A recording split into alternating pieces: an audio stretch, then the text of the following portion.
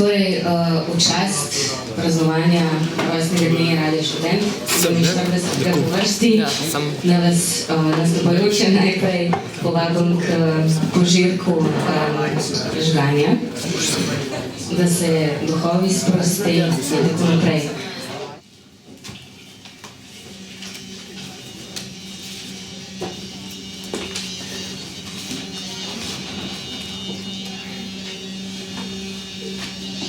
Čau, ja, takole je.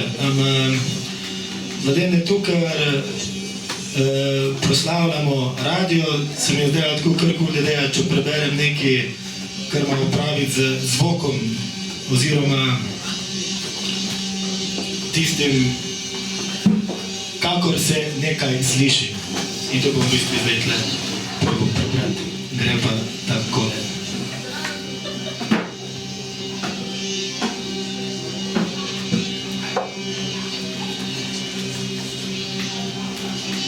Njen glas, drugač nič kaj ekstra, pač običajno lep ženski alt, miren, stoičen in zadržan, varno uležan v svoje rutinizirano življenje, med tam brez tveganja za garantiranimi ljudmi, rečmi, jasno organsko spečen z jezikom, jezikanjem ter njegovim lokalnim izglasevanjem, vse naravnano, naravno in ljubko. In kaj razen teh nedoločnosti še opredeliti, ne da bi zapadel v infantilno, totalno nemogočo postmoderno jezikovnost. Pa sej skozi in skozi ne gre za ne vem kakšne samo nanašalne jezikovne spodresljaje, češ ti jeziček, ta stvar, velika vrtnica, ki je pa ja nedosegljiva in nikdar je ne boš zapopadel s svojimi amputiranimi, prepretencioznimi spotikljaji, temveč metafiziološkim nihilistkom popolnoma nedoumljivo reč. Namreč oznaka reč šele zares ustvari in naslednjič da polno bit. Kaj naj opredelim, če ne njenega votlega glasovljenja navznoter? Vsak izglasen zlog, premena, nijansa, kot blago pol iznosljana, z obenem ugrleno botlino odprtimi usti, nekak hecno spodletel vsakič, kadar se je oglasila, če odštejemo pomenskost. Tudi, kot bo pravkar podano, kakršnokoli nametavano medmedno odzivanje na kar že. Hkrati s čimer vsem so njeni izreki, izgovori, izglasi v lanenem avtorskem registru, feminilno-kristalni barvi ter nežno distorzirani jakosti zmerom nerodno oblupnili sami vase, kot v vato vpit odmev znotraj oglušene usešne školke. No, zdajle, v postopnem polmraku sva vsa nasladna, nenasita, komfortna, nekonformistična, sproti odjemano, nezadostno sapo, se s telesnima delom na del na suho in prazno potrkavava in medljiva ter se ostriva od skupnega gorenja. Kdo ve, ali ne bova zaradi morebitnega kritičnega razrajca na grupno padla skup. Zdaj je ta njen glas megličasto dušen, a ne zadušljivo nakopičevan na čedalje globokšnejših vstislajskih vrtljajih. Da je tisto slišno poparjeno zasoplo nad vso neizmerljivo koncentracijo, ki ima ob neprestano zdajšnjem, skorajšnjem hudourniškem izbruhu slastno neozdrdno zarjoveti in rjoveti kot mrcvarjena pri živem telesu mučena in žreta zver. Takšna z nobeno drugo zvočno močjo primerljiva nadmoč človeškega glasu, ne zaradi zgolj jakosti, temveč vase vklenjeno, zdaj brezmerno razdrobljevane grozljivosti samega sebe, golega obstoja, oglaševanja in slišljivosti na zgolj sonični bazi usmišljenega pomena. Ni čudno, kako angelsko zadmeva ubran kor pri slovesnem mašnem kirju. Kot v oni najosnovnejši hojladri gonetiki, kjer presežna notranja energija, to je gon, zaradi svoje neuzdržne prepolnjenosti ne zmore miru biti inhibirana, tako se je zdaj iz glasil izceja užitek oziroma naslajanje nad njegovim izgorevanjem. Še vse zadrževan pred totalnim izbruhom, a zato neprimerno izostreneje poudarjena od ne vem kakšnega živalskega dretja. Kajte ti drobčkini, nenadzorljivi stokci, presumljivo nejeverni, ob glasilke zahrapani vzdihljaji, zacvilkanjo mjanje, skrešendirano do agonijsko polglasnenega brundanja, izpričujejo najresničnejšo resničnost tistega za njimi zadrževanega, njeno neznansko moč skozi nepredstavljive odmeve umiranja v najdobrodejnejši neznosnosti. Neskončno bolj kakor neka direktna 1:1 oglaševanja, ki ne izrekajo prav ničesar, zgolj lastno neresnico oziroma slabo namensko narejenost. Najužitnejša agonija je tista neopazljivo prisotna, odsotna neizbešnost, kot redenski žarki okoli pičke črne luknje, subtilno izcinkanimi skoviki in od užitka zapnalim vzdihovanjem prekrita veličina naslajevanja pa je neskončno večja od njene orgazmično momentalne razpustitve, s katero se brezmejnost nazadovalno razgradi v farsični vzkrik.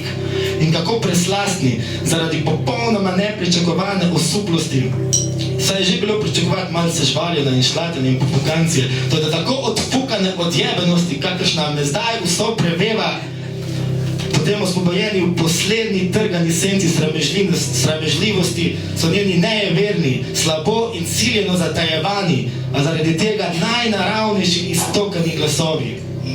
Ni tišine, kot zmerom za zmerom ne obstaja, oziroma neobstojen je njen konstanten razpotek v neskrunjenost.